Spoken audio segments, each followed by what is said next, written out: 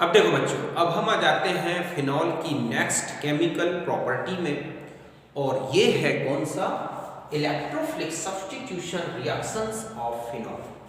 Phenol की electron स्नेही प्रतिस्थापन अभिक्रिया। ओके, तो देखो बच्चों, जो फिनॉल में OH ग्रुप है, इस ग्रुप का ऑर्थो पैरा डायरेक्टिंग इफेक्ट होता है।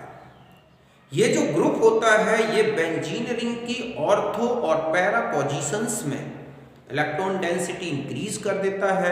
मींस बेंजीन रिंग को इलेक्ट्रोफिलिक सब्स्टिट्यूशन के रिस्पेक्ट में बहुत ज़्यादा एक्टिवेट करता है, और ऐसे में OH ग्रुप एक एक्टिवेटिंग ग्रुप भी होता है।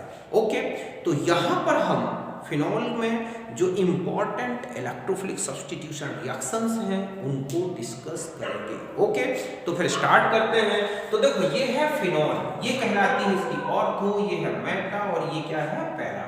यहाँ पर इलेक्ट्रोफिलिक सब्स्टिट्यूशन होगा, मींस ये है हमारा क्या, इलेक्ट्रोफाइल।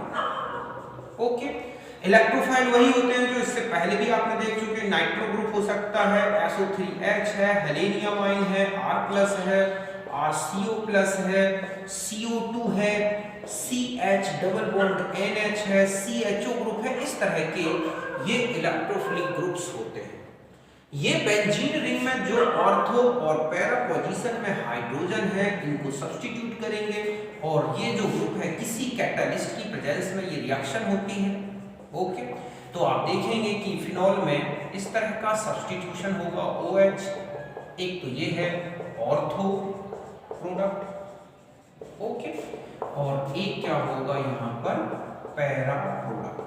इस तरह से ये क्या है, पैरा प्रोडक्ट। ये देखा गया कि ऐसा कोई भी ग्रुप जो कि मतलब इलेक्ट्रोफिलिक ग्रुप जो कि यहाँ पर सब्स्टिट्यूटेड हो रहा है, अगर वो OH ग्रुप से कोई इंटरएक्शन करता है, मींस हाइड्रोजन बॉन्डिंग करता है या कोई अट्रैक्शन उसके साथ रखता है किसी भी प्रकार से, तो आप देखोगे कि ऑर्थो जो प्रोडक्ट है, ऑर्थो प्रोडक्ट, ठीक है, obtain at low temperature when, ठीक है, E interact with OH, means hydrogen bonding करने। मतलब यहां पर जो इलेक्ट्रोफाइल आके अटैच हो रहा है बच्चों, ये OH के साथ अगर हाइड्रोजन बॉन्डिंग करता है किसी भी प्रकार से, तो ये देखोगे आपकी लो टेम्परेचर पर ऑर्थो प्रोडक्ट मेजर प्रोडक्ट होगा।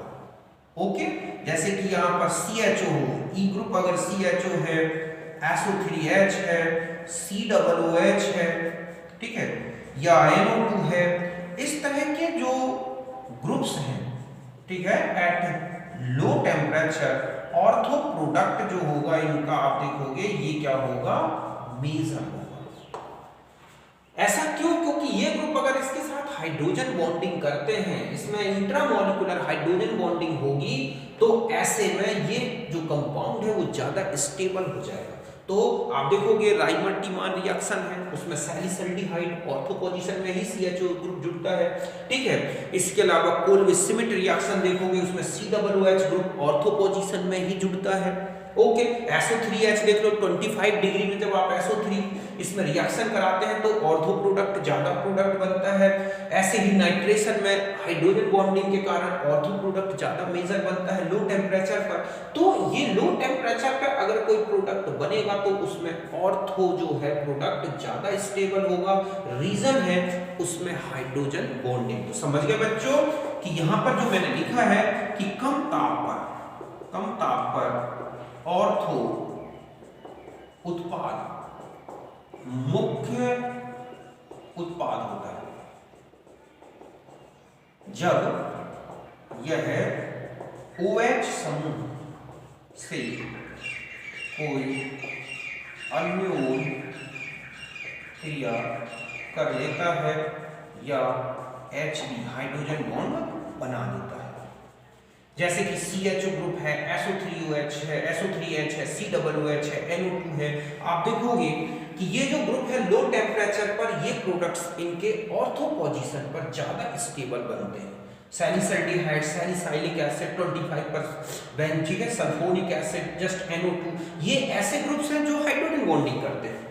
तो ये है पैरा में, हम देखोगे पैरा में जो है एक तो हाई टेम्परेचर में, हाई टेम्परेचर अगर हम लेंगे, ठीक है, तो ये जो है पैरा प्रोडक्ट ये स्टेबल होगा और मेजर होगा, जैसे कि CH3 है, हैलोजन है, ठीक है, NO2 भी इस तरह से मिलेगा आपको, COR ग्रुप है, अगर ये ग्रुप जुड़ते हैं तो इनका पैरा जो है, पैरा प्रोडक्ट जो है वो क्या होगा बच्चों, मेजर प्रोडक्ट होगा।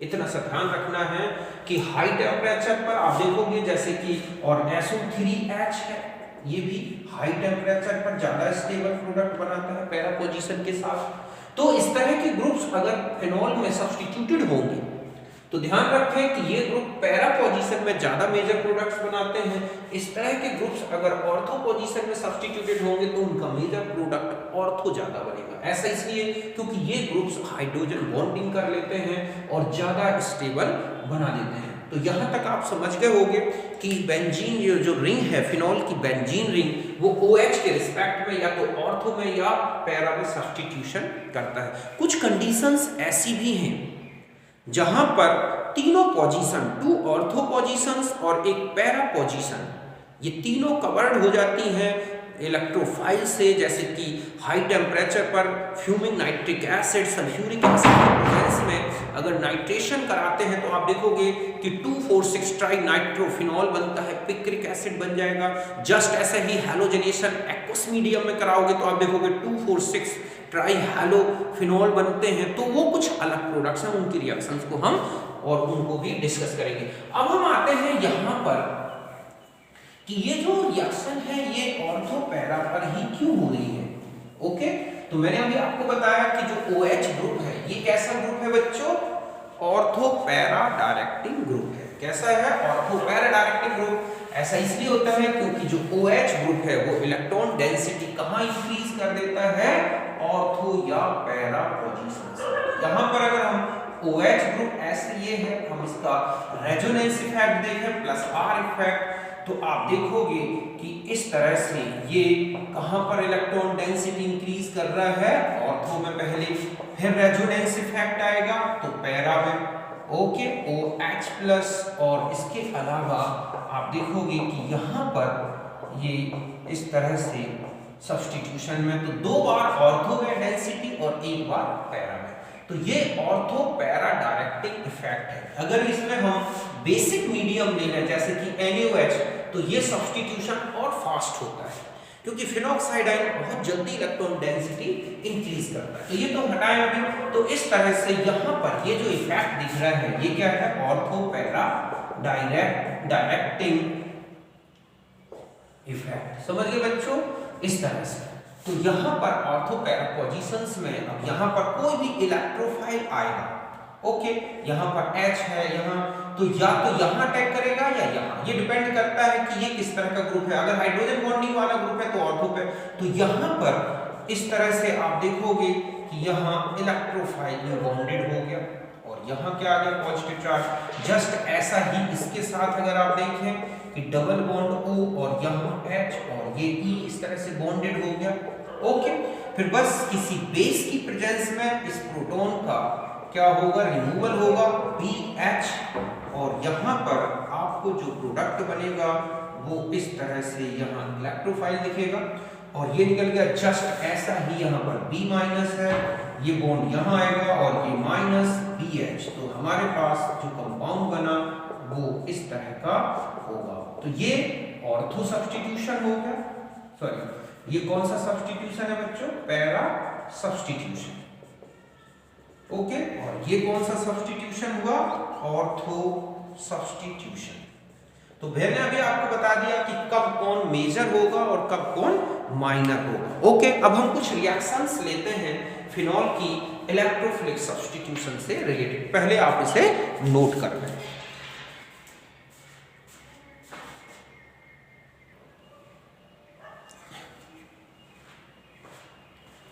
अब देखो बच्चों, अब हम फर्स्ट रिएक्शन यहां ले रहे हैं और ये है halogenation. Okay, halogenation reaction carbon disulphide और FeBr3 की प्रेजेंस में। पहला दो इसमें हैलोजनेशन रिएक्शंस है। नॉन पोलर मीडियम जैसे कि CH2 लिया जाए, लो टेम्परेचर है और FeBr3 की प्रेजेंस है, तो इसमें दो प्रोडक्ट्स बनेंगे, आपने अभी देखा ऑर्थो और पैरा। लेकिन यहाँ पर पैरा प्रोडक्ट क्या है, मेजर। मैंने अभी आपको बताया कि या तो लो टेम्परेचर हो और कोई इंटरएक्शन हो रही है, जैसे कि CHO हाइड्रोजन बॉन्डिंग, अगर इलेक्ट्रोफाइल हाइड्रोजन बॉन्डिंग कर रहा है तब तो ऑर्थो मेजर होगा, और अगर इस तरह की इंटरएक्शन नहीं है OH के साथ तो हमेशा पैरा मेजर होगा। जैसे कि हैलोजनेशन, एल्काइलेशन, एसाइलेशन, इनमें आप देखोगे पैरा प्रोडक्ट मेजर होगा। क्यों? क्योंकि OH से कोई इंटरेक्शन नहीं करते और ये पोजीशन ज्यादा फ्री होती है, तो यहाँ पर इलेक्ट्रोफाइल बहुत ही इजी गोइंग अटैक कर जाता है। ये पोजीशन थोड़ा सा हैंडल्ड साइड होती है, ये इसलिए यहाँ पर ये माइनर बन गया और ये क्या, मेजर। अब अगर ब्रोमीन और H2O का पोलर मीडियम, H2O एक पोलर मीडियम है, आप देखोगे ब्रोमिनेशन कराया जाए तो 2,4,6, ये क्या बन गया, 2,4,6 ट्राइब्रोमो फिनॉल। ओके, ये प्रोडक्ट बनता है। ऐसा क्यों? क्योंकि पोलर मीडियम एक तो रिंग को एक्टिवेट करता है, OH ग्रुप को इजीली आयोनाइज्ड कर देता है, दूसरा है कि HOBr, इस रिएक्शन में H2 और Br2 की रिएक्शन से HOBr बनता है। ये बहुत जल्दी Br+ आयन बनाता है। ये आयन बहुत ज्यादा, जब कंसंट्रेशन ज्यादा होती है Br+ आयन की, तो वो तीनों पोजीशन में अटैक कर देता है, और यही रीजन है कि Br2 H2O पोलर मीडियम लिया जाए तो हमें इस तरह से 2,4,6 ट्राइब्रोमो क्या मिल जाता है, फिनॉल। तो ये एक बहुत ही इंपॉर्टेंट रिएक्शन है, CBSE की बुक में आप देखोगे दे रखी है, समझ गए ना। आपकी NCERT बुक में ये रिएक्शन है, और ये रिवीजन इसको ये आती भी रहती है कंपटीशन में। ओके, तो आप इसे बहुत ही अच्छे से याद रखें आप। अब देखो दूसरी रिएक्शन में हम आते हैं, और वो है नाइट्रेशन। ओके, अब हम इसकी नेक्स्ट रिएक्शन में कौन सी आ जाते हैं कि नाइट्रेशन रिएक्शन। देखो बच्चों, नाइट्रेशन में क्या होगा, नाइट्रेशन में भी आप देखोगे 2 टाइप्स का नाइट्रेशन मिलेगा आपको। इसमें 2 टाइप्स का है कि एट लो टेम्परेचर।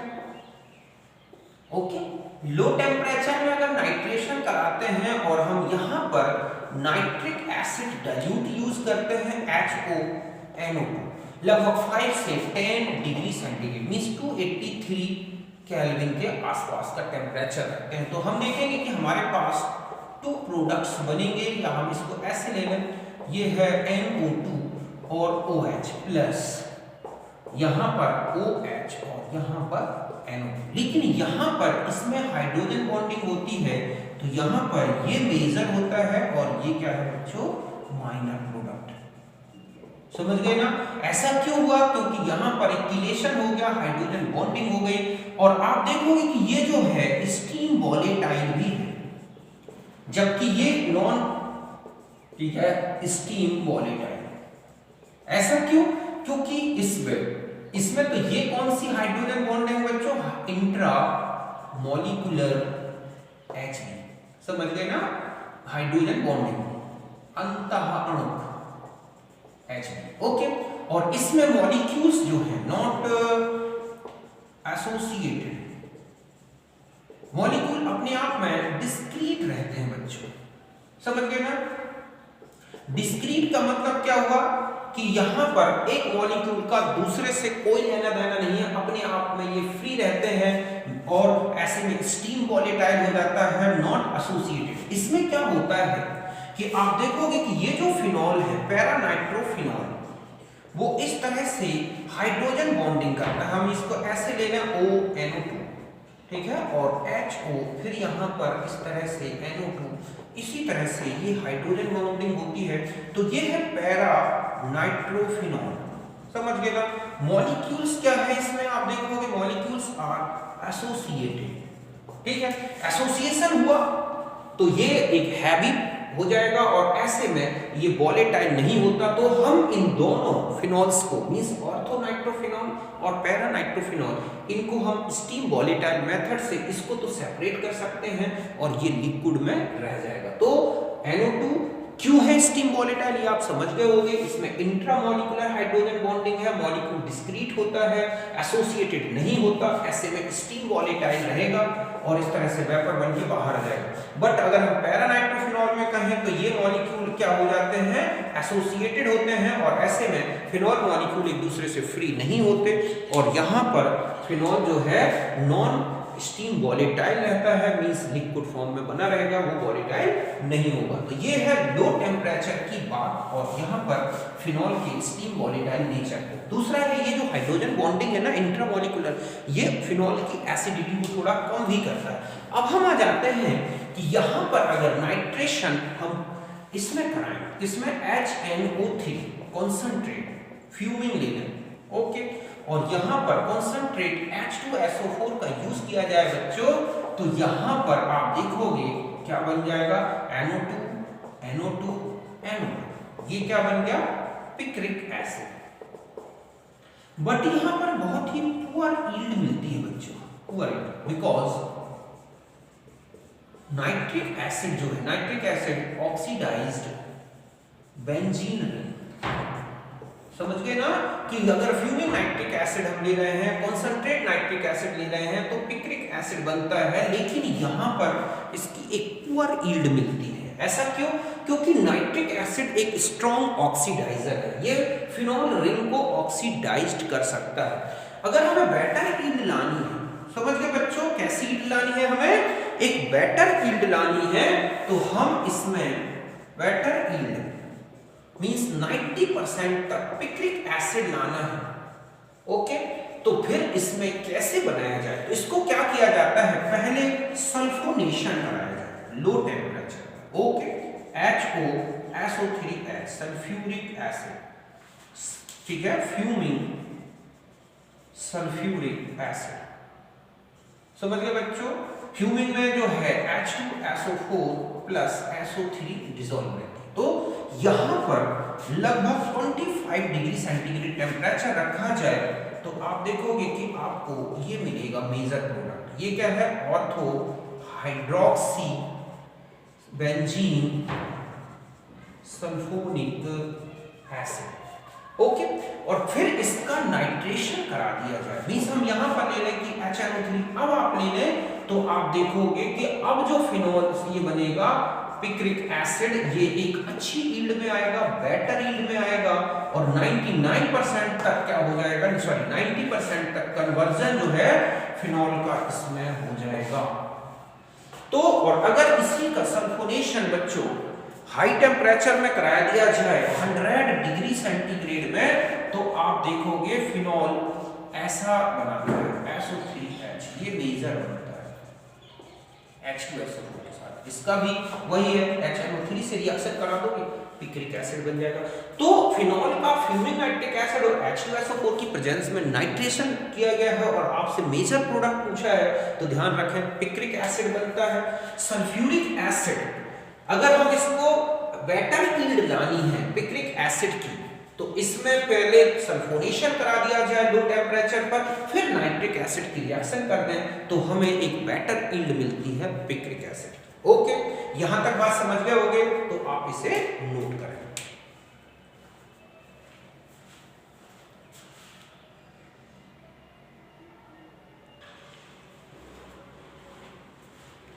अब देखो बच्चों, एक रिएक्शन और लेते हैं फिनॉल की, ये है सल्फोनेशन। मैंने अभी आपको बताया सल्फोनेशन कराया जाए फ्यूमिंग, ठीक है, सल्फ्यूरिक एसिड की प्रेजेंस में 25 पे कराओगे तो ये मेजर प्रोडक्ट होगा, 100 डिग्री में कराओगे तो ये प्रोडक्ट होगा, ठीक है। इसे हम क्या बोलेंगे, ortho hydroxy benzene sulphonic acid, जबकि ये क्या कहलाएगा, para benzene sulphonic acid, para hydroxy.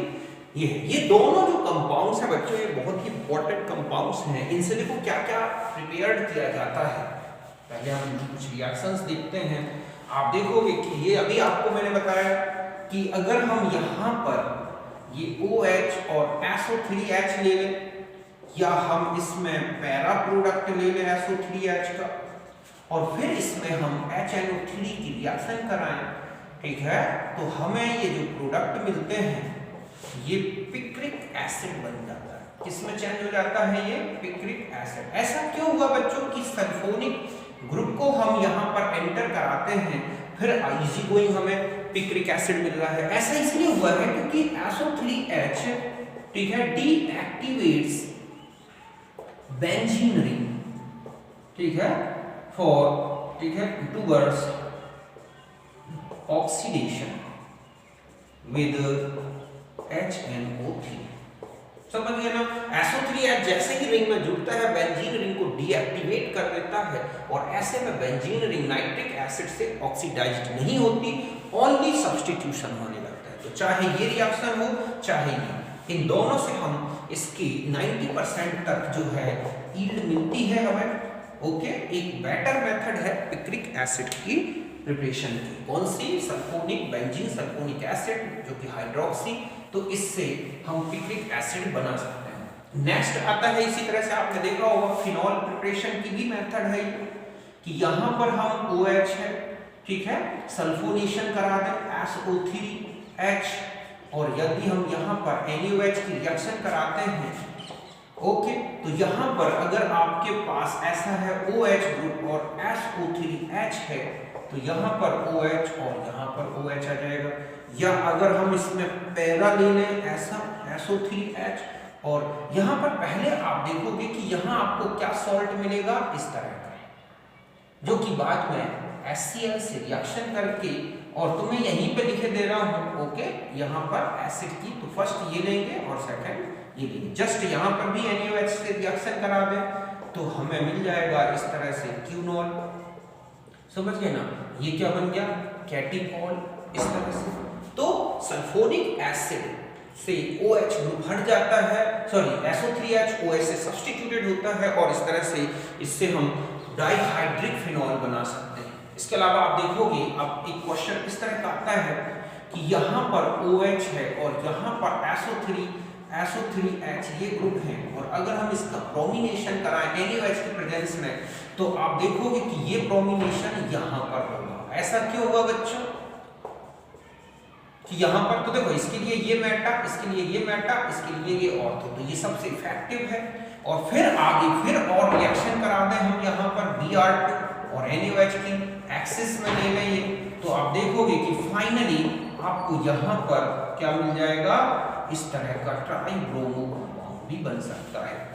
समझ गए ना? कि इस तरह से इसकी रिएक्शन करा दें तो फाइनली हमें ट्राइब्रोमो कंपाउंड भी बना सकते हैं इसकी प्रेजेंस में, NaOH की प्रेजेंस में। तो इस तरह से ये है एक रिएक्शन। तो ये बेंजीन सल्फोनिक एसिड, या हम कहें कि फिनॉल का जो सल्फोनिक एसिड है उससे बनता है, इस तरह से अलग अलग प्रोडक्ट्स बना सकते हैं। तो नाइट्रेशन बताया मैंने आपको, हेलोजनेशन बताया, सल्फोनेशन। अब कुछ नेम रिएक्शंस हैं जो इलेक्ट्रोफिलिक सब्स्टिट्यूशन से रिलेटेड है। फ्रीडल-क्रॉफ्ट रिएक्शन, हालांकि फ्रीडल-क्रॉफ्ट रिएक्शन फिनॉल में बहुत ही वीक पुअर यील्ड देती है। क्यों? क्योंकि जो AlCl3 है वो OH से रिएक्शन कर लेता है फिनॉल की एसिडिक नेचर के कारण, इसलिए बहुत ज़्यादा अमाउंट में AlCl3 लेना होता है, तब जाके हमें कुछ सब्स्टिट्यूशन प्रोडक्ट मिलता है। तो हम अलग से देखेंगे, फ्रीडल-क्रॉफ्ट रिएक्शन है, राइमर-डीमान रिएक्शन है, कोल्विच-श्मिट रिएक्शन है, ये सब रिएक्शंस ये भी इलेक्ट्रोफिलिक सब्स्टिट्यूशन से रिलेटेड है, लेकिन हम उसमें देखेंगे नेक्स्ट वीडियो। ओके, तो फिर मिलते हैं नेक्स्ट वीडियो में, तब तक के लिए बाय, नमस्कार।